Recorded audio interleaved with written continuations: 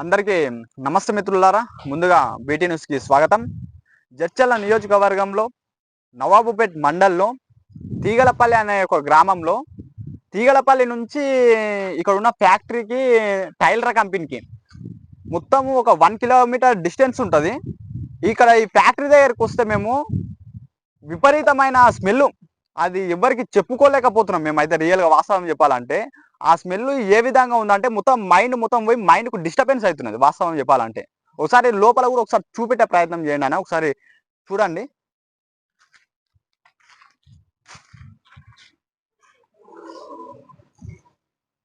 మరి ఆ లోపల కూడా అసలు ఎవరెవరు ఉన్నారు?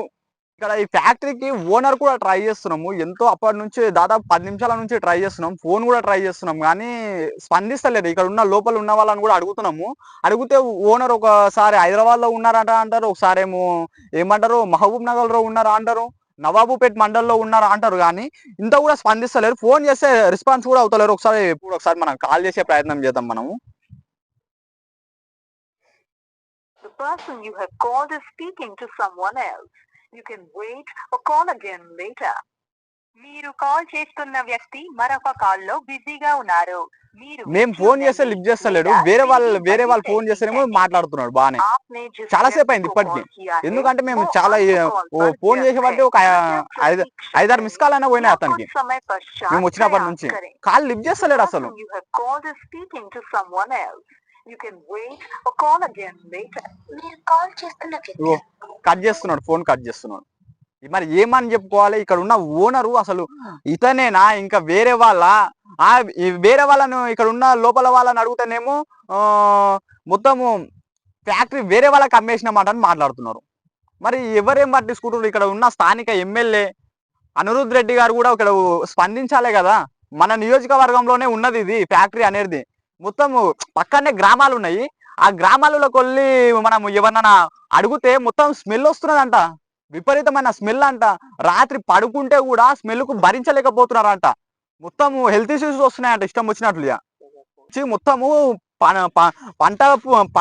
పంట మొత్తం ఖరాబ్ అవుతున్నదంట పొగ నుంచి. ఒకసారి అక్కడ చూపెట్టాను, అక్కడ కూడా ఒకసారి చూపెట్టే ప్రయత్నం చేయి.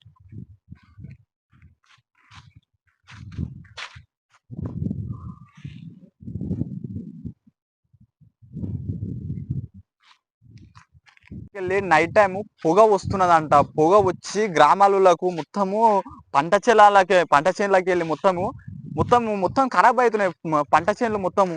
ఒకసారి అక్కడ చూపెట్టే ప్రయత్నం చేయండి అన్న. మొత్తం పక్కనే ఉన్నాయి పంట చేనులు.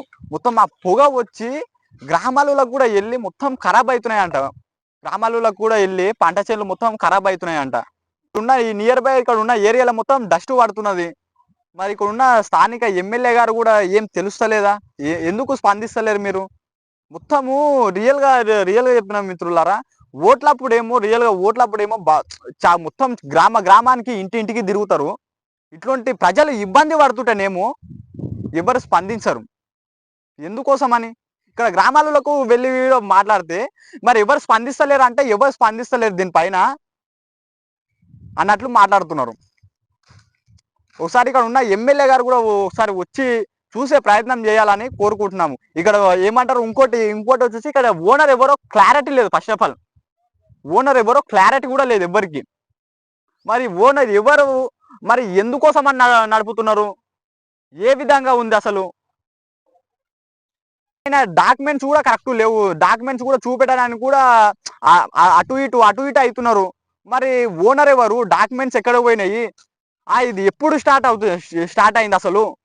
ఏ ఇయర్లో స్టార్ట్ అయింది? ఎంతకాలం ఉంటుంది అని ఎవరిని అడిగినా కానీ ఎవరు స్పందిస్తలేరు అసలు.